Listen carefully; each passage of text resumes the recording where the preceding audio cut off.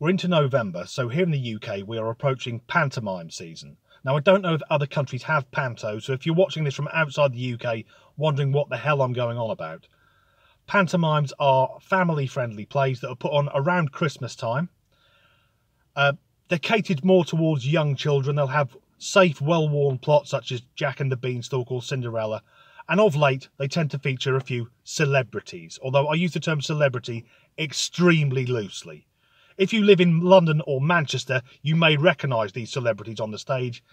Outside of that, the celeb may just be someone who finished third on a reality TV show, or an actor you vaguely recognise and end up Googling, and then realise you haven't seen him for 15 years because he's been in prison. But something that happens in all pantos is at some point a cast member will address the audience, and they always say, "Ladies and gentlemen, boys and girls," but they're not doing that anymore because the fucking pronoun police have been out again. Theatres in the UK are being advised to use gender-neutral pronouns when addressing the audience. How's that going to sound? Rather than ladies and gentlemen, boys and girls, individuals, and other younger but equally relevant individuals. I mean, here's the thing. The theatre's a fucking weird place anyway. The people on stage could be men dressed as women, women dressed as men. We all know and accept that. But the vast majority of the audience, just in the way the vast majority of people in society are happy to be addressed as he or she.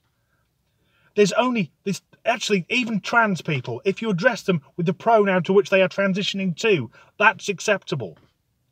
But there's this tiny hardcore of people who insist on being called them or they, but they're not going to be at the theatre.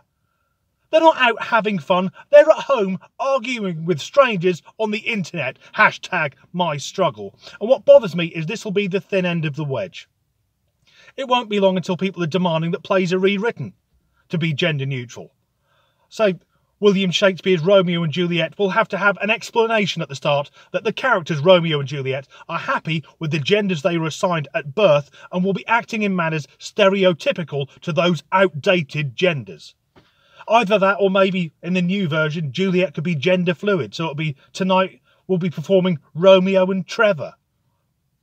And Romeo's speech from the second act, I think, but soft what light through yonder window breaks, it is the east, Juliet is the sun. If you carry that on, it is littered with she and her. Is it going to have to be rewritten them and they? In fact, I'm sure it won't take long for some hardcore lunatic to object to Juliet is the sun. Are you saying that she's a male child? No, the sun. S-U-N, not S-O-N. Fuck it, rewrite it.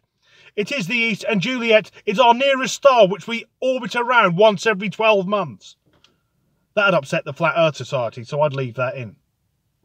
But here's the thing.